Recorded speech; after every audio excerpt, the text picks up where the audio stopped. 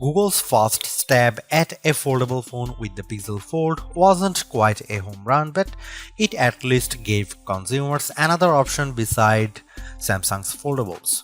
With the Pixel Fold successor, however, there's a lot more pressure because the new Pixel 9 Pro Fold competes against breakout devices like the OnePlus Open as well as the recently released Galaxy Z Fold 6. Using this opportunity to improve upon the shortcomings of last year's Pixel Fold, Google has given its newest notebook-style foldable phone an extreme makeover as well as a name change to better align with the other Pixel 9 phones in its lineup. You get the largest display yet in a foldable at 8 inches, a brighter screen and numerous camera upgrades. Google's also banking on new AI features to hopefully propel the Pixel 9 Pro Fold over its foldable rivals. In my Pixel 9 Pro Fold review, I will tell you if all the new changes are enough to give this device that prestigious title of Best Foldable Phone. Now that the novelty of foldables has dissipated, it's going to take the Pixel 9 Pro Fold a whole lot more than just flexing to convince people it's worth the money. Google Pixel 9 Pro Fold pre-orders are available right now and it will go on sale starting on September 4 in just two plain colors, Obsidian and Porcelain. I wish that Google offered at least a third color option just to give people something else to consider, even if there are several brightly colored Pixel 9 Pro Fold cases available for this device. I also think it's a tough position with the Pixel 9 Pro Fold's base starting price of $1799 with 256GB of storage.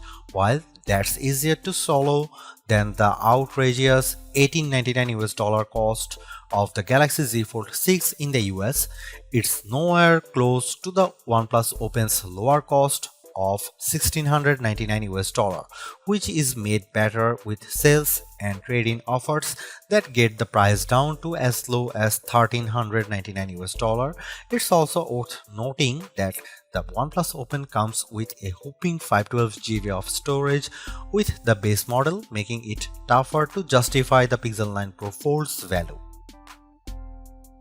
Almost instantly the moment I first saw it, I thought to myself that this should have been the original design for the Pixel Fold.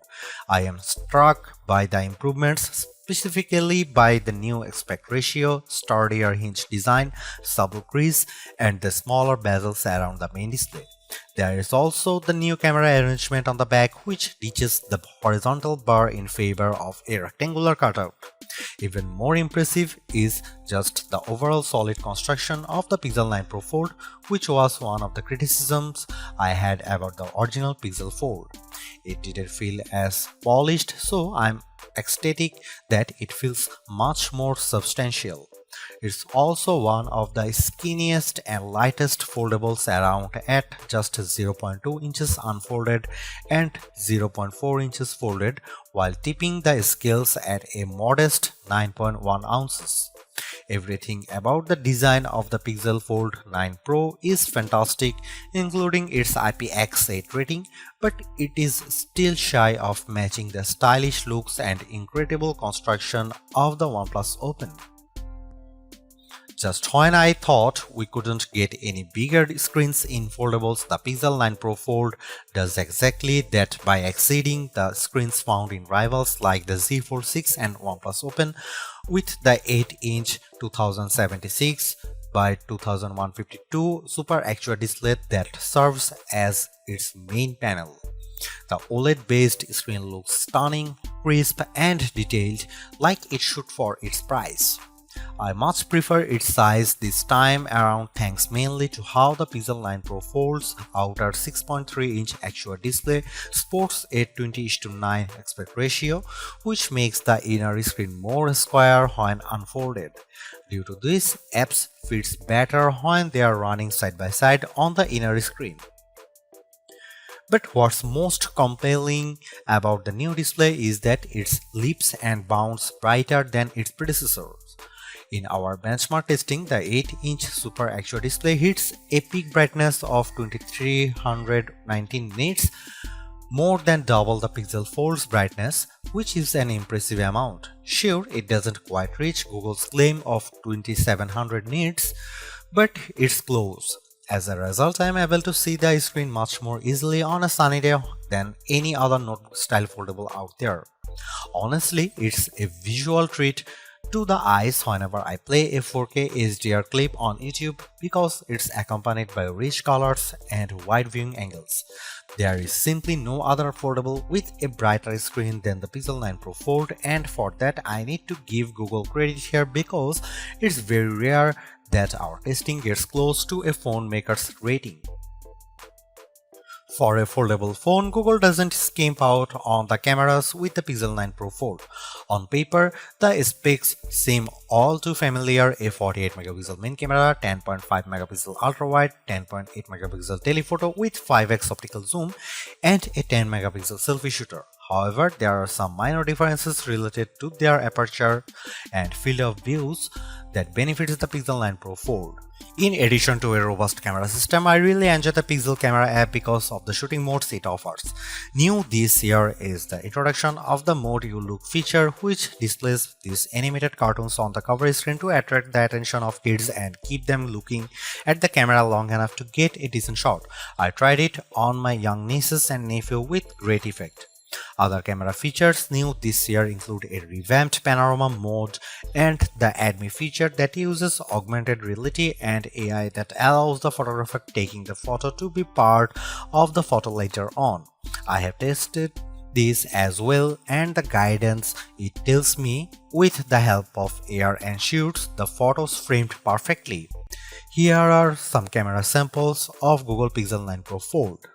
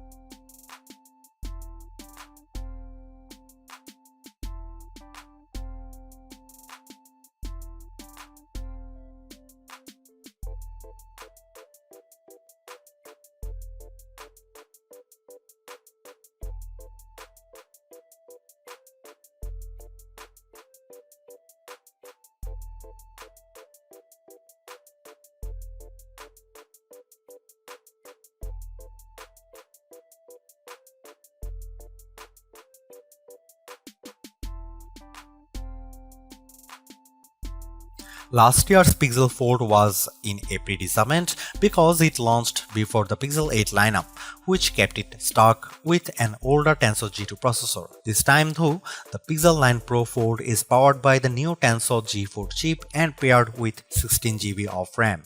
Not surprisingly, these two upgrades give a marked improvement in just about every synthetic benchmark test we threw at it. Both its single and multi-core scores in Geekbench 6 are substantially better at 1956 and 4813 respectively. It finished way ahead against the Pixel Fold, but the Tensor G4 is still way behind the scores put up by the Z Fold 6's Snapdragon 8 Gen 3 chip. But I think most people wouldn't realize that with all the superficial stuff like navigating around the interface and juggling a few apps at once, since it still delivers the same instant responses and fluid actions that I love seeing in high-end phones. When it comes to graphics processing, the Pixel 9 Pro Fold is still nowhere as smooth as the Galaxy Z Fold 6 with 3D Mark's Wildlife Unlimited test.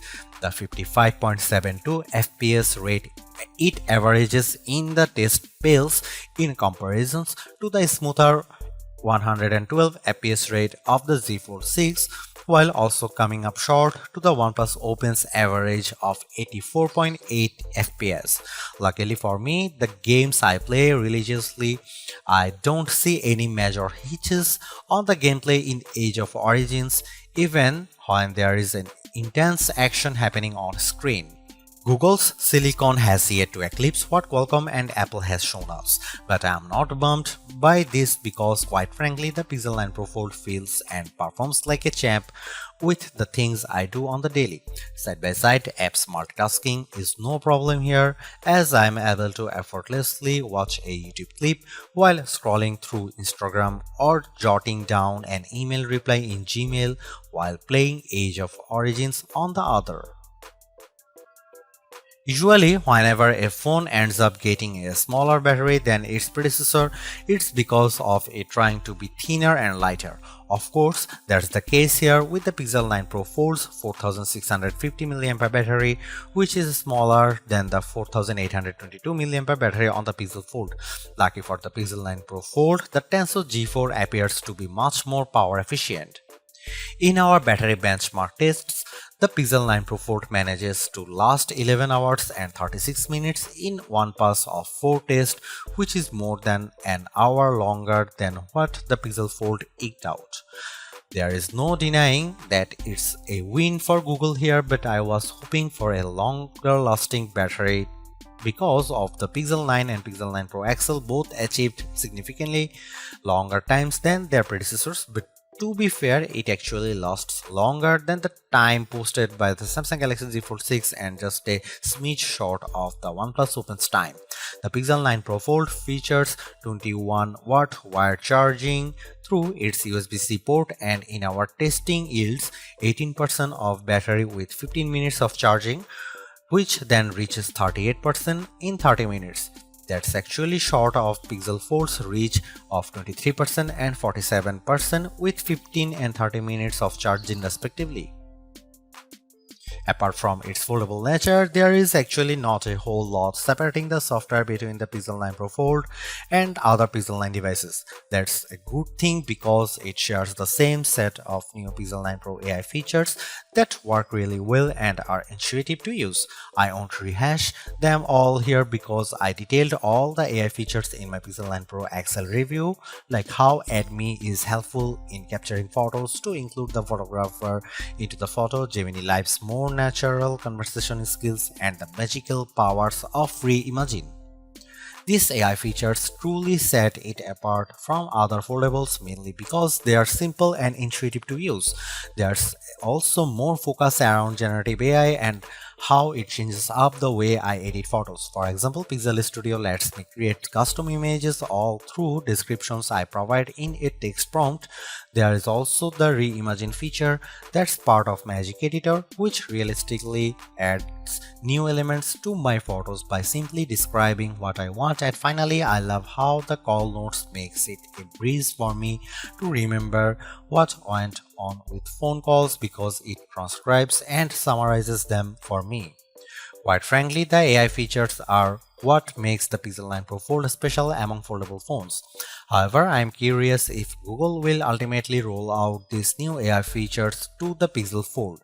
Samsung did exactly this a few short months after the launch of its Galaxy S24 phones by bringing its Galaxy AI features to the Galaxy S23. What I'm actually surprised most about is by how little Google has done to improve the experience for being a foldable phone.